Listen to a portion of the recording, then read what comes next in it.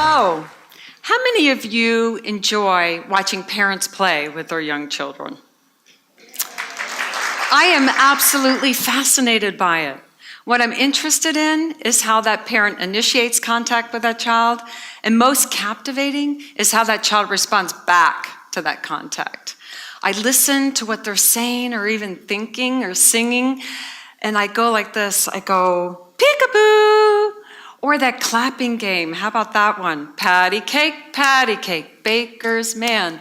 Bake me a cake as fast as you can. Play therapists call this first play or pre-symbolic play. What is happening in first play? A lot. There's a tremendous amount of positive sensory input. There's vocal variety, smiling, giggling, eye contact, and there's touch. What came to the forefront in the 90s is that this type of touch and joyful developmental play is vital to the wiring of healthy neural pathways in the brain.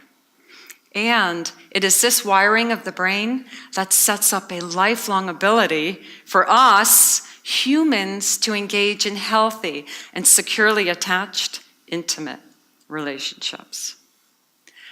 When we do not develop secure attachments, it is difficult to trust others, show empathy, be self-confident, or deem ourselves as worthy of love. About 25 years ago, I worked in adoption and foster care as a social worker.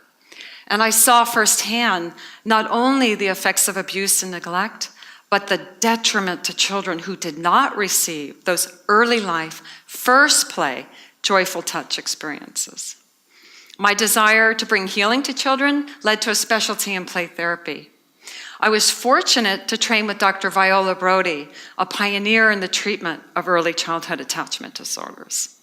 Dr. Brody believed that children can heal from trauma and become securely attached by going back and picking up what they missed from their earlier developmental first play stages. What I learned is that we can help to heal children from trauma and attachment problems by focusing on two common human experiences: joy and touch.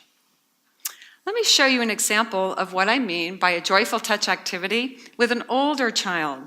Let's say I'm meeting a 5-year-old for the first time. I greet that child by saying hello. So hello, it's nice to meet you. How should we say hello to each other today? Should we shake hands? How about a high five? Maybe our elbows can say hello. I give some examples and then I just follow the child's lead. Receiving joyful and caring touch releases that really yummy hormone, the love hormone, oxytocin, and at the same time, the stress hormone, cortisol, goes down. Touch is curative. It really does make us feel better. Even teenagers know how good a hug feels. My son, who is 17 and 6'2", sometimes asks me, after a hard day at school, "Mom, can I have a hug?" Of course. When I give trainings to practitioners on the use of touch in the therapeutic relationship, I'm often asked, well, what about the kids that have been sexually abused? You don't want to touch them, do you? And to that I say, well, they are the ones that need the curative power of joyful and caring touch the most. My own awakening to the power of touch came from a former student, Gisela. Years ago, I was teaching a social work play therapy course at a university, and I was showing my students a first play touch activity. Gisela was my partner. Our encounter went something like this. "Oh, Gisela, you brought your hands with you today. Should we count your fingers and make sure they're all there?" And then it was her turn. Did I mention to you that Gisela is blind? What I received in return was something totally unexpected. When she took my hands into hers, I felt a tender warmth, and I immediately relaxed.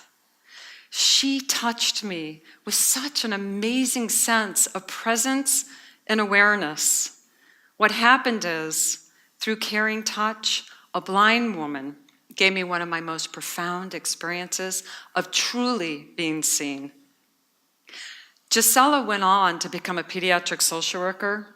In her practice with families and visually impaired children, she does the first play touch activities, not with the child, but with the parents. She said that was the only way that her sighted parents could really get how to connect with their child. The curative power of joyful touch can build connections of all kinds. For years, I also used imaginative storytelling to help children learn how to relax. I would tell a story, and then I would have them envision a beautiful rainbow flowing throughout their whole bodies. And then, one day, I had an epiphany. I call it the Reese's Peanut Butter Cup phenomenon. I merged the two separate therapy techniques together into one single technique, resulting in the form of a children's story for anyone to use. The Magic Rainbow Hug story is a combination of first play touch activities drawn on a child's back, blended with guided imagery, relaxation methods. In this way, a child can imagine and also feel the story. I call this combination of techniques kinesthetic storytelling. A mother who used the story with her 2-year-old son, diagnosed with autism, wrote to me that after just one day of using the joyful touch activities, her son had an amazing breakthrough. She said that his eye contact increased by about 40%. He allowed her to hold his hands and to wash them.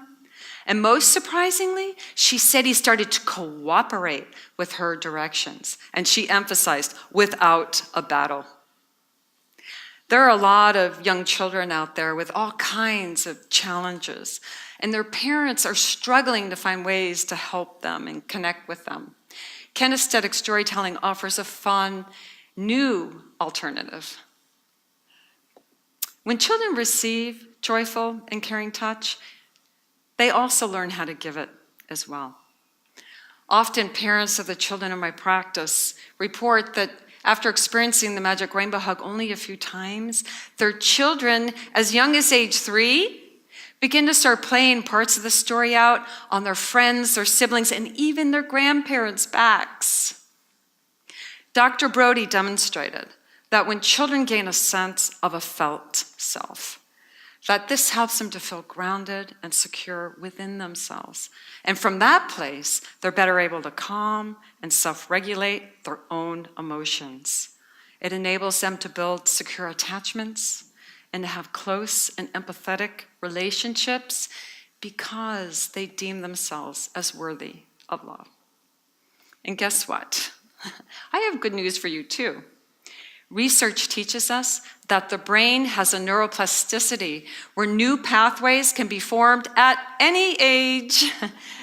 If children can experience the curative power of joyful touch, so can you. We will be finishing today with a fun first play touch activity to give everyone here a sample of just what I've been talking about. So I'm going to ask you to please quickly stand up and join hands with your neighbors.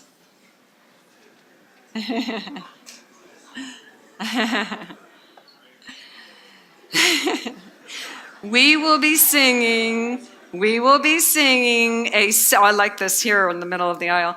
We will be singing a simple, familiar song, but listen, if you listen to the words, it's really a very profound song.